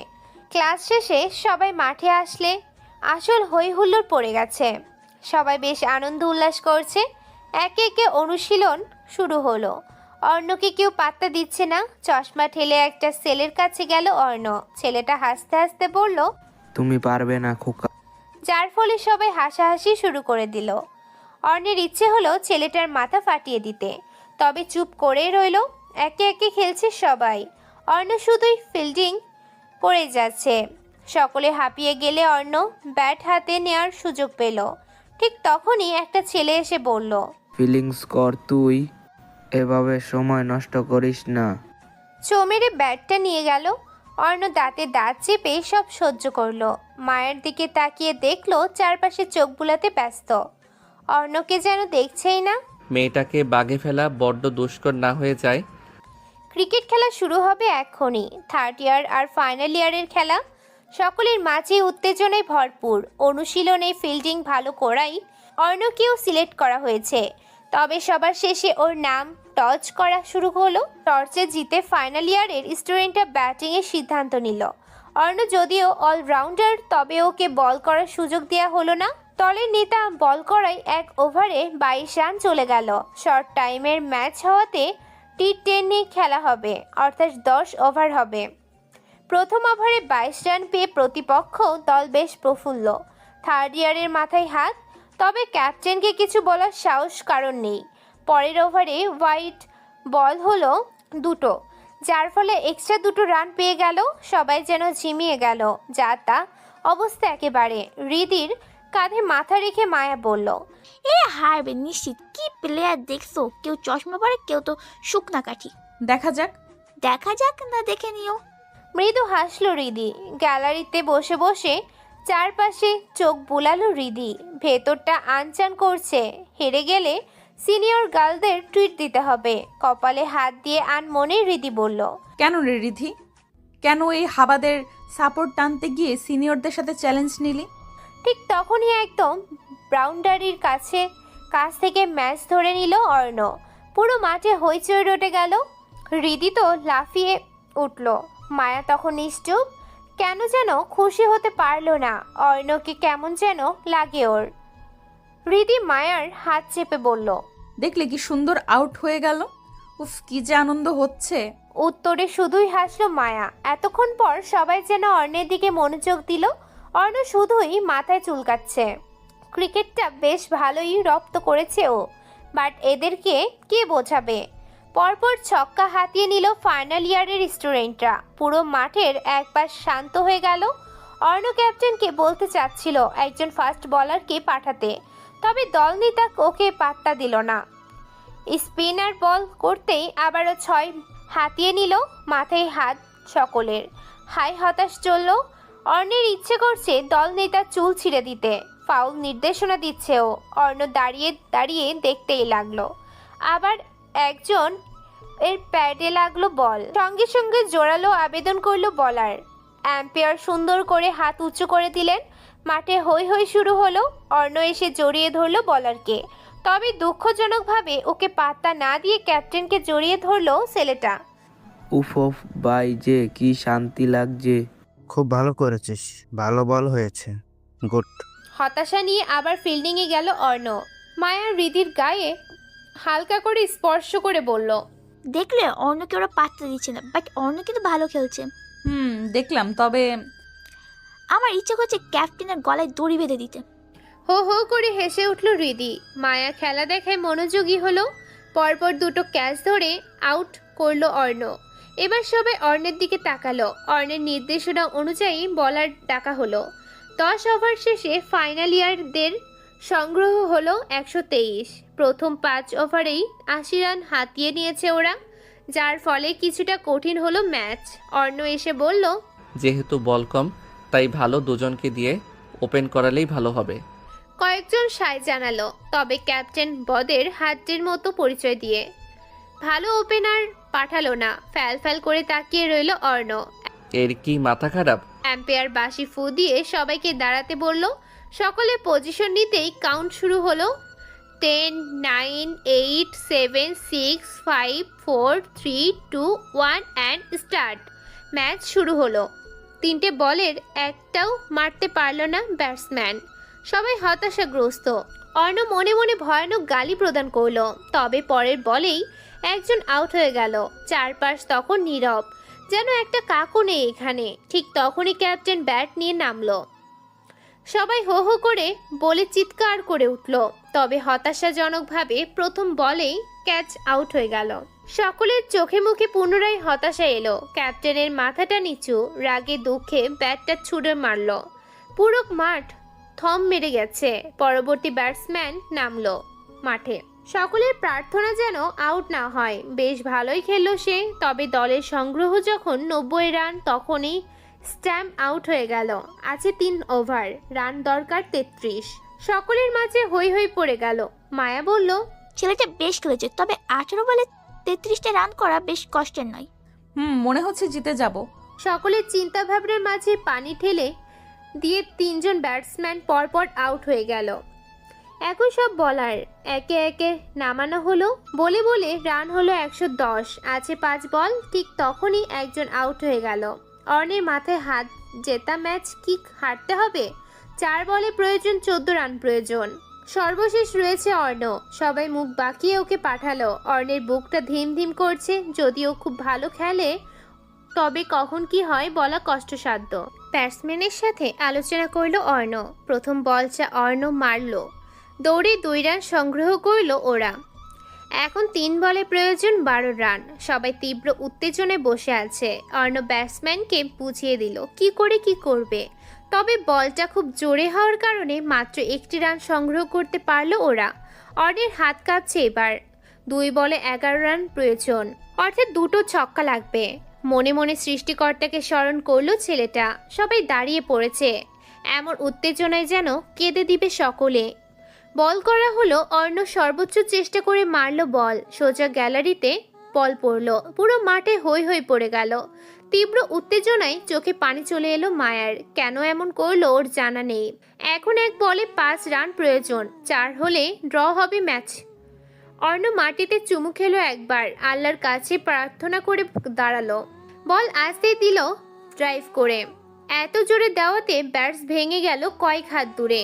সবাই বল খুঁজে চলেছে। বল দেখাই যাচ্ছে না। গ্যালারির সবার ওপর থেকে একজন বল ছুঁড়ে চিৎকার করে বলল, মারোরে ছক্কা। পুরো গ্যালারিতে হৈ হুল্লোড় পড়ে গেল। মানুষকে মারতে গিয়েও অর্ণের এমনটা অনুভব হয়নি। পুরো শরীর কাঁপছে। সবাই গ্যালারি থেকে নেমে গেছে। 2 উইকেটে জিতেছে ওরা। অর্ণের নামে জয়ধ্বনি দেওয়া হচ্ছে। পতাকা উত্তোলন করে ছুটে এলো মায়া। বরাবর ক্রিকেটের প্রতি ভালোবাসা বেশি। সুখে কেঁদেই ফেলেছে। অর্ণের হাত ধরে বলল, ইজ আর দ্য বেস্ট। সবাই অর্ণকে নিয়ে মাতামাতিতে ব্যস্ত। মায়া যেন বাচ্চা হয়ে গেছে। মুখ দিয়ে সুর বাজানো শুরু করেছে। তা দেখে হালকা হেসে উঠল অর্ণ। মায়ের মাঝে সত্যিই মায়া আছে। ক্যাপ্টেন সকল অহংকার মাটিতে ফেলে জড়িয়ে ধরলো অর্ণকে। তুমি না থাকলে আজ পারতাম না জিততে। বলল, অর্ণ শুধুই হাসলো। হৃদি এসে হাতটা বাড়িয়ে বলল, অভিনন্দন। অর্ণ মৃদু হাসলো, তবে হৃদির সাথে এত হাত মিলালো না। হৃদি কিছুটা অবাক হলো, সাথে কষ্টও পেল। এমন কি হয়েছে যার কারণে অর্ণ এমন করলো? দীর্ঘশ্বাস লুকিয়ে সকলের সাথে আনন্দ করতে লাগলো হৃদি। মায়া বারবার বিমোহিত হয়ে যাচ্ছে। অর্ণের গায়ে ঢলে পড়ছে কেমন যেন, ভুলে গেছে অর্ণের স্টাইল খ্যাত। 3 দিন ভার্সিটিতে আসলো না অর্ণ। এই 3 দিন চিরুনি তল্লাশি করেছে। এদিকে মায়া হতাশ। অর্ণের খেলায় ফিদা হয়ে গেছে। একটা গিফটও কিনেছে। বেশ সুন্দর চশমাটা। সে গোয়েন্দা বিভাগের স্পেশাল ফোর্সে কাজ করেছে, তবে অনুভূতি সেটা লুকাবে কেমন করে? ক্যাম্পাসে মন মরা হয়ে মায়াকে বসে থাকতে দেখে হৃদি বলল, কি হয়েছে, মন খারাপ কেন? এমনিতে। আচ্ছা বসো তুমি। দুজনের মাঝে কিছুক্ষণ গল্প হলো। অর্ণ গেট দিয়ে প্রবেশ করতেই মেয়েটার চোখ চকচক করে উঠল। ছুটে গেল সেখানে। ছেলেটার অধর কোণে লেগে আছে বাঁকা হাসি। খুব বুঝতে পেরেছে ও মায়া, যদিও মায়া, তবে এই মায়া সম্পর্কেও তার কাছে সবটা জেনে নিয়েছে ও। মায়া হাসি মুখে বলল, উফ, এই কদিন কোথায় ছিলে? কিছু প্রয়োজন ছিল আপা? হোয়াট রাবিশ, আমি তোমার আপা হই? ইয়ে না মানে। হোয়াট এভার, তোমার জন্য একটা গিফট আছে। ইতোমধ্যে কিছুটা কাছাকাছি এসেছে হৃদি। ভ্রুকুটি করে তাকিয়ে দেখছে সবটা। মায়া ওর চশমা খুলে দিয়ে আরেকটা চশমা পরিয়ে দিল। হালকা করে হেসে ছেলেটার বুকে স্পর্শ করে বলল, বাহ, এবার সুন্দর লাগছে। কিন্তু বেশি কথা বলবে না। আসো, আজ আমরা লাঞ্চ করবো একসাথে। অর্ণের দৃষ্টিতে তাচ্ছিল্য লেপ্টে আছে। হৃদি শুধুই তাকিয়ে থেকে তপ্ত শ্বাস ফেলল। অর্ণকে নিয়ে চলে গেল মায়া। ক্লাস শেষে বেশ ঘুম পাচ্ছিল হৃদির। ঠিক তখনই একটা কাগজের বল এসে লাগলো ওর মাথায়। আশেপাশে সবাই কথা বলতে ব্যস্ত। হৃদি কাগজটা খুলল, যেখানে গোটা গোটা অক্ষরে লেখা আছে, আধার রাতে হৃদয়েশ্বরী। লেখাটা পড়ে হতভম্ব হয়ে গেল হৃদি। এটা কি ওর জন্য ছিল নাকি অন্য কারো চিঠি? মুঠো বন্দি করে ডাস্টবিনে ফেলে দিল এটা। শেষ ক্লাসের স্যার আসতে সকলে উঠে সম্মান প্রদর্শন করলেন। স্যার বললেন, ডিয়ার স্টুডেন্ট, খুব দ্রুত তোমাদের পরীক্ষা শুরু হতে যাচ্ছে। Wish a good luck. অর্ণের গলা শুকিয়ে কাঠ। পরীক্ষা দিবে কি করে? তার মানে এর মাঝেই সব শেষ করতে হবে। মায়ের চোখ থেকে টপ টপ করে পানি পড়ছে। অর্ণের প্রতি ভালোবাসা কাজ করছিল ওর। ইনফ্যাক্ট প্রপোজও করেছিল মেসেজে, তবে অর্ণের রিপ্লাই আসেনি এখনো। কিন্তু যখন খবর এলো অর্ণ মাফিয়া, তখন থেকে অশান্তিতে ছেয়ে গেছে ওর হৃদয়। অর্ণ সম্পর্কে আরো খোঁজ লাগিয়েছে, কিন্তু শান্তি মিলছে না ওর।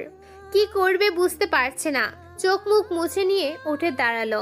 ভালোবাসাকে মাটিতে ফেলে চিৎকার করে বলল, I will kill you Arna, তুমি অন্যায়ের রাজা। এর শেষ আমি দেখেই ছাড়বো। কি থেকে কি হলো বুঝতে পারছে না অর্ণ। সাব্বির ব্যথা নিয়ে বলল, আমার উচিত হয়নি তোকে চ্যালেঞ্জ করার কারণে যাইনি সাব্বির। আমার উদ্দেশ্য ভিন্ন ছিল। যেই উদ্দেশ্যে গিয়েছি তা পূরণ হয়েছে। তাছাড়া সব খেলারই সমাপ্তি থাকে। সামাদ চৌধুরীর মুখটা দেখতে চাই আমি। নিজের ছেলে যখন মাফিয়া, তখন ওনার প্রতিক্রিয়া কি হয়? সাব্বির থম মেরে রইল। ধরা পড়লে ওদেরও যান ক্ষতিগ্রস্ত হবে। তবে এটা নিয়ে চিন্তিত নয় ওরা। তবে অর্ণের জন্য খারাপ লাগছে খুব। সাব্বিরের দিকে মলিন হেসে তাকালো অর্ণ। ছেলেটার চোখের কোণে পানি জমেছে। জাপটে ধরল অর্ণ, বলল, তোরা আমার জীবনের খুব গুরুত্বপূর্ণ, জানিস তো। আমি চাই না তোদের কিছু হোক। দোস্ত, তোর ভিসা সহ সব রেডি। তুই সব দিক থেকে ক্লিন। আর তোর অ্যাকাউন্টে হিউজ অ্যামাউন্ট ট্রান্সফার করে দিয়েছি। বিদেশে আরাম করে কাটাতে পারবি। পরিস্থিতি ঠিক হলে দেশে এসে বিয়ে করে নিস। আমি যাব না রে অর্ণ। মায়ের খাবি কিন্তু। এই মুহূর্তে যাবি তুই। সন্ধ্যায় ফ্লাইট আছে। এক প্রকার জোর করেই পাঠিয়ে দিল ওকে। আহান একপাশে দাঁড়িয়ে কিছু বলবে, ঠিক তখনই বেরিয়ে পড়ল ছেলেটা। অদ্ভুতভাবে তাকালো অর্ণ। আহান এমন করছে কেন? প্রীতির বাসার সামনে গিয়ে দাঁড়িয়ে আছে বেশ অনেকক্ষণ। অর্ণের মনটা ক্ষিপ্ত আজ। ও যে মাফিয়া এই খবরটি মায়াকে জানিয়েছে ও নিজেই, কারণ ও চায়নি মায়ার ডুবে নিজের দায়িত্বকে ভুলে যাক। বারান্দায় আসতেই অর্ণকে লক্ষ্য করলো হৃদি। ছেলেটার ঠোঁটের কোণে ফিচেল হাসি। হাত নাড়াতেই হৃদি বলল, তুমি এখানে? নিচে আসো। এখন রাত। তো কেন যেন আসলো হৃদি। ঠিক তখনই অর্ণব বলল, কাউকে ভালোবাসো? না তো। পকেট থেকে একটা গোলাপ বের করে হৃদির হাতে তুলে দিল অর্ণব। এতক্ষণ পর লক্ষ্য করলো অর্ণের মাঝে পরিবর্তন। চুলে তেল নেই, চোখে চশমা নেই, স্মার্ট একটা ছেলে। হৃদি কিছু বলবে তার আগেই ফিস ফিস করে অর্ণব বলল, উইল ইউ মাইন হৃদয়েশ্বরী? হোয়াট? হুশ। হৃদির একদম কাছে চলে এসেছে অর্ণব। মেয়েটার অন্তর থেকে ঘন ঘন শ্বাস নেমে যাচ্ছে।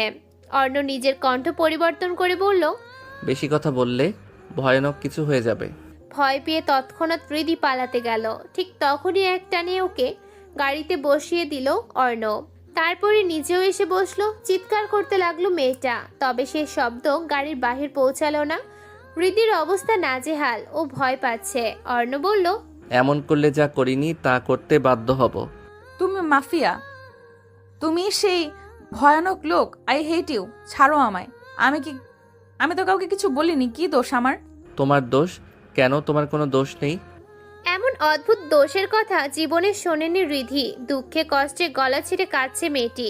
বারবার আঘাত করেছে অর্ণকে। মেয়েটার নখের আঘাতে বেশ কয়েক স্থানে জ্বালা করছে, তবুও টু শব্দ করলো না অর্ণ। হৃদি কাঁদতে কাঁদতে বলল, মাফ করো আমায়, প্লিজ ছেড়ে দাও। তোমার মুক্তি নেই হৃদয়েশ্বরী। কোন কারণে? কোন কারণে এমন করছো? কারণ নেই সুইটহার্ট, কোনো কারণ নেই। হৃদির কান্নার বেগ বাড়তে লাগলো। হঠাৎ ব্রেক কষায় কিছুটা ঝুঁকে গেল হৃদি। অর্ণ ঝাপটে ধরলো মেয়েটাকে, ধীর কণ্ঠে বলল, এত কিছুর মাঝেও একটা সত্য কি জানো? তুমি আমার আধারের হৃদয়েশ্বরী, আমার অন্ধকার জীবনের একমাত্র ফুল তুমি। কেন এসেছিলে আমার জীবনে? আমায় ধ্বংস করতে? নিষ্ঠুর কোথাকার। ছাড়ো আমায়। ছাড়বো না। দিন তোমার, রাত আমার। বিস্ফোরিত চোখে তাকালো হৃদি। গা ঘিন ঘিন করছে ওর। খল বিলিয়ে হাসতে লাগলো অর্ণ।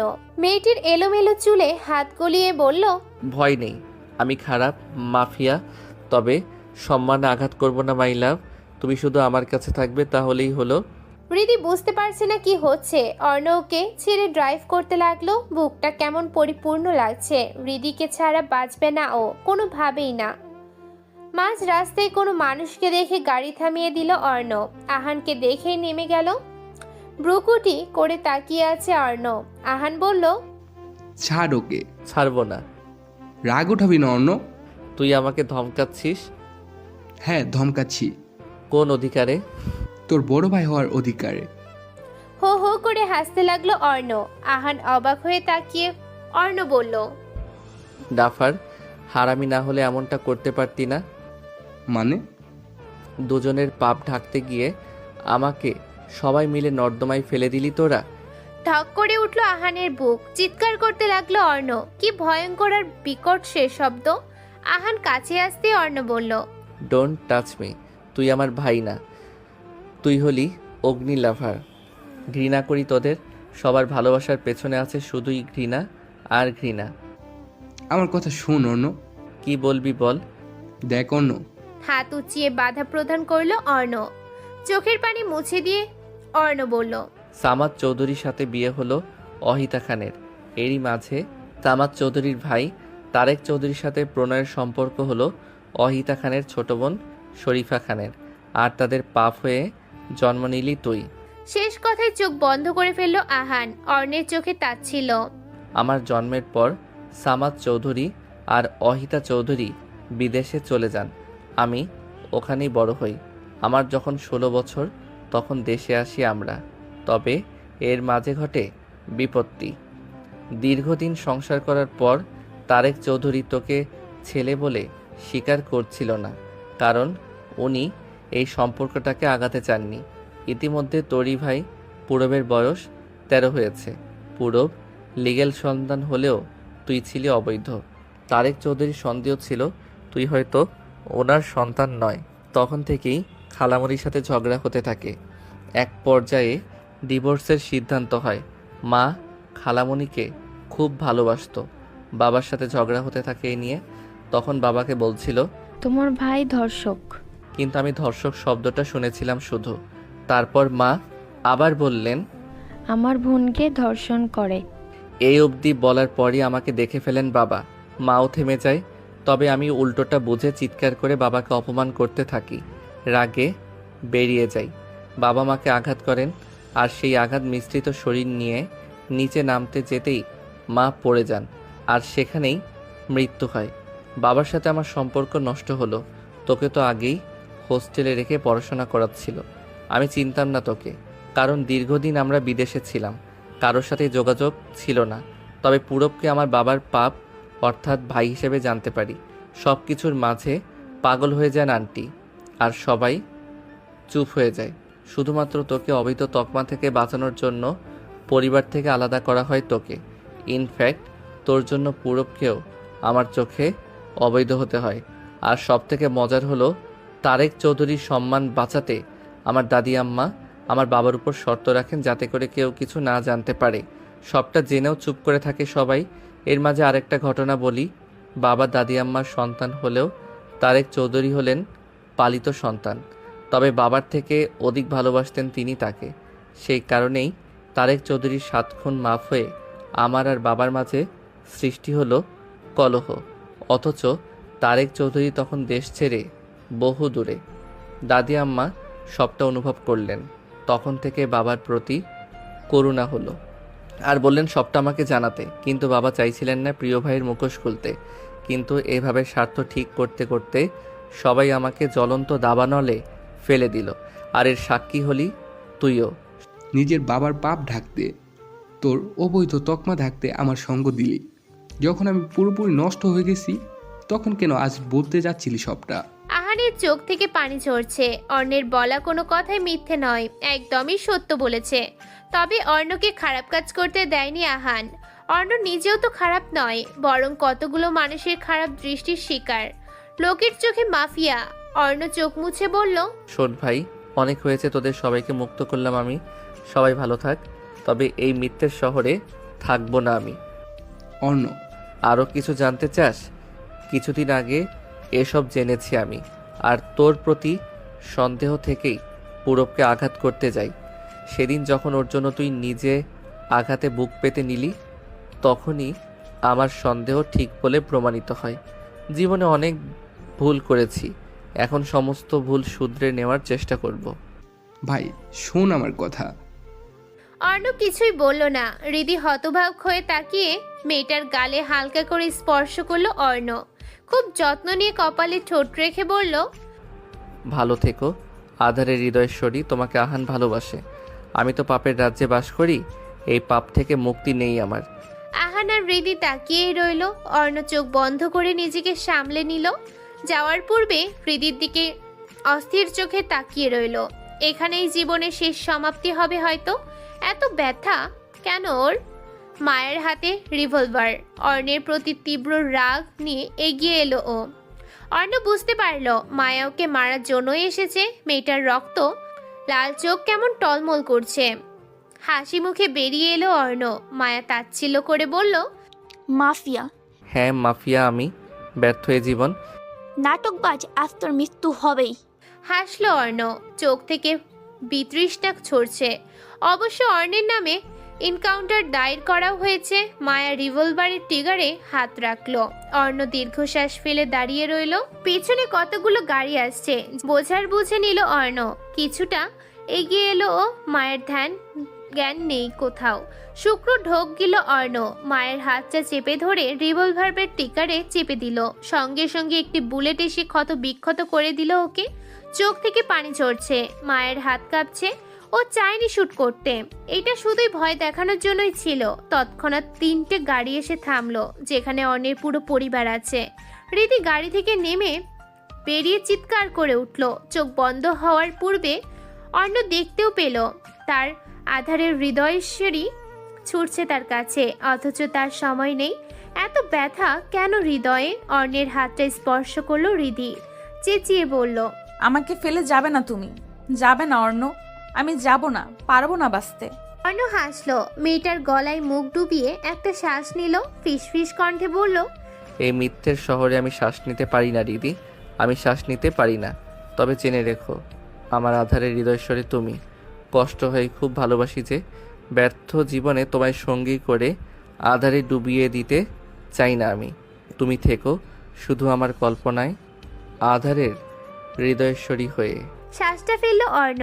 ছেলেটার বুক থেকে রক্ত ঝরছে। হৃদির চিৎকারে পুরো আধার যেন নেতিয়ে পড়ল। পশ্চিমের আকাশ অর্ধ চাঁদটা ডুবে আছে, ঠিক তেমনভাবে অর্ণ ডুবে আছে তার আধারের হৃদয়ের শরীরে।